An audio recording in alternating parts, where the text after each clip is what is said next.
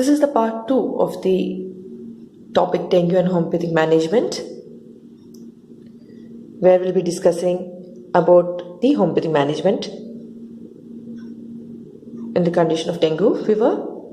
The part 1 deals with dengue fever, its symptoms, pathophysiology, classification and lab diagnosis.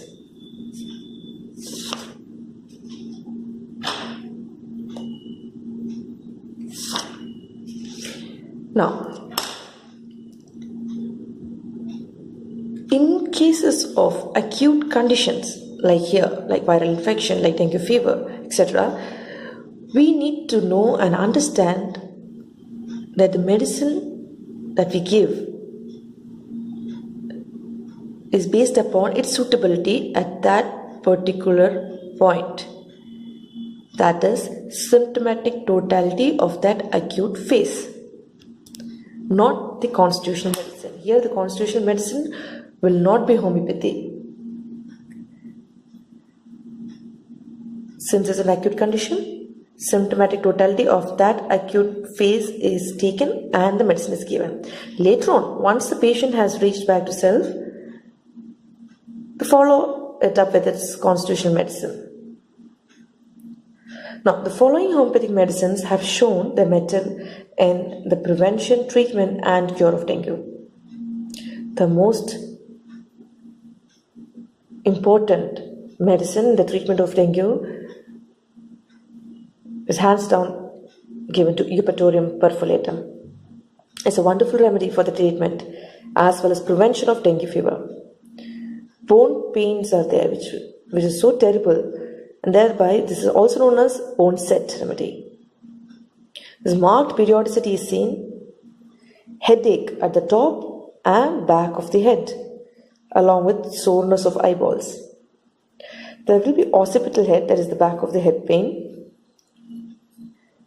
which is ameliorated by lying down. The perspiration, that is sweat, brings relief to all symptoms except headache. Chill between 7 and 9 am, thirst before the chill, plus soreness and aching of bones. Soreness of hepatic region is also seen. Second is phosphorus. It is suitable for dengue hemorrhagic fever, burning and numbness of the body parts, weakness and trembling from every exertion. A dynamic fever with lack of thirst is seen, but for in dengue fever, we will see intense thirst for cold water, along with unusual hunger. We see petechiae also we seen in skin. Bleeding is also seen, and thereby it's suitable for dengue hemorrhagic fever. Now bryonia, aching in every muscle, pain would be stitching, tearing. Important, it is aggravated by motion and better by rest. Great dryness of the mucous membrane, pressive headache, bursting, splitting type of headache. There will be tenderness of the abdomen wall, very sensitive to touch. The whole abdomen will be sensitive to touch. Intense thirst for cold water. He feels so thirsty that he takes in large gulps because his whole mucous membrane is dry. Next one is gelsemium. There's excessive trembling and weakness of all limbs. Pulse slow, full, soft, compressible. Chilliness along the spine.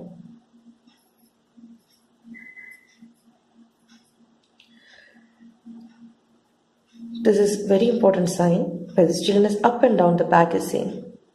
Heat and sweat stages which are long and exhausting. Muscular soreness, great prostration, violent headache, occipital headache, thirstless. Gelsemium as a rule, they are thirstless. Orbital neuralgia with contraction and twitching of muscles. Bruised pain at the back of orbits. Next one is cedron. The periodicity is very marked. Pain in the head, temple to temple across the eyes. The whole body will be feeling numb with the headache. Severe pain in eyeball with radiating pain around the eyes. Supraorbital neuralgia, which is also periodic. There will be lancinating pain of joints, fever plus frontal headache plus numbness of limbs. Another interesting medicine is of Eucalyptus globulus. Dull congestive headache with pains of head, fever with increasing temperature and foul discharges.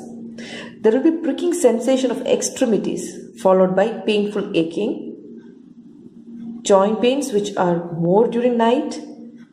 These people cannot walk without great pain.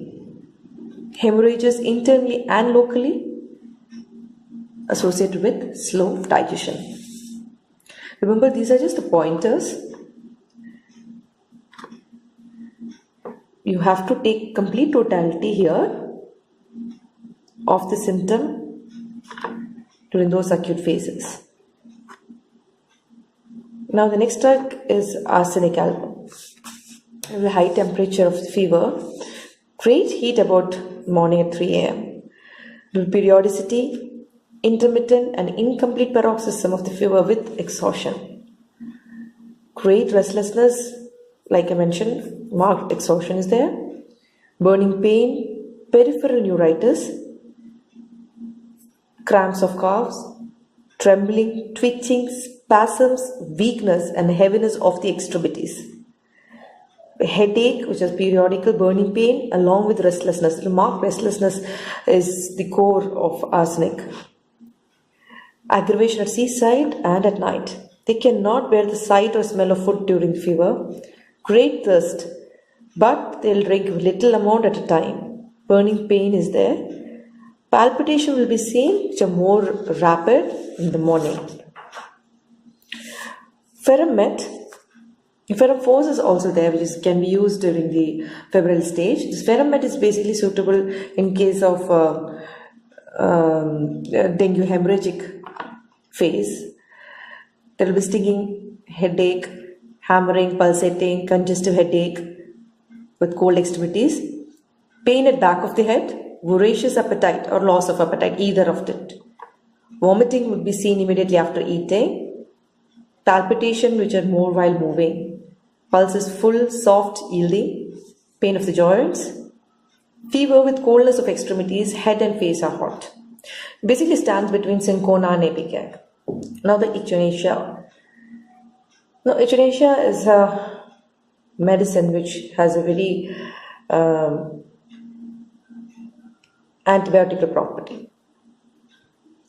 It's like headache with peculiar periodical flushing of face and neck with profound prostration, aching in limbs and general lassitude, fever with chilliness and nausea, cold flashes all over the back. Gelsemium would be having cold flashes along the spine like waves. That is, coldness can be felt. Here the cold flashes are seen all over the back. Now Azadirachta indica, fever with rheumatic pains, pain in sternum and ribs and back, shoulders and extremities, heat, prickling and aching in hands, headache plus pain in right eyeball. Few more drugs are there like cinchona, baptisia, rustox, talcamera, carica papaya. Cinchona, dengue, hemorrhagic fever or shock state, it is quite useful. It's also useful seen where the patient has very slow recovery chart.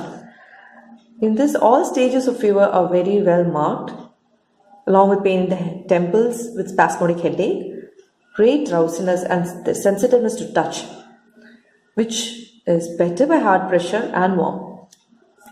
Baptisia, where the head feels very heavy and numb, soreness of the eyeballs, face, they will be having a besotted sort of look,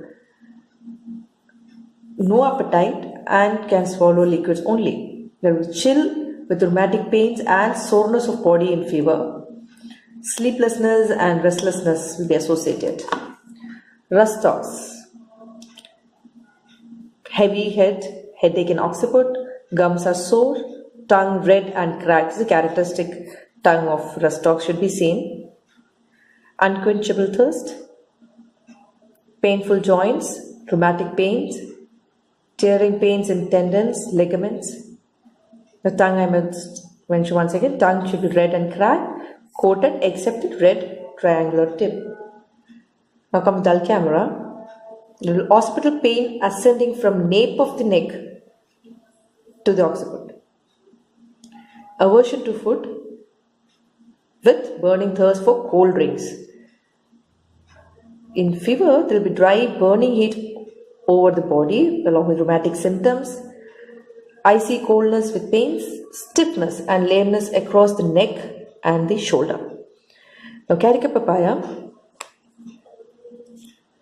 basically it improves the platelet counts in patients whose platelets are falling. Mother tincture is usually used in this occasion.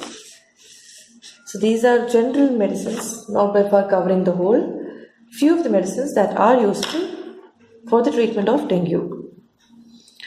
Disclaimer: the medicines are mentioned to make the people aware about the scope of homeopathy in the management of this condition. None of the before mentioned medicines are to be taken without a proper consultation from a qualified homeopathic physician. Thank you.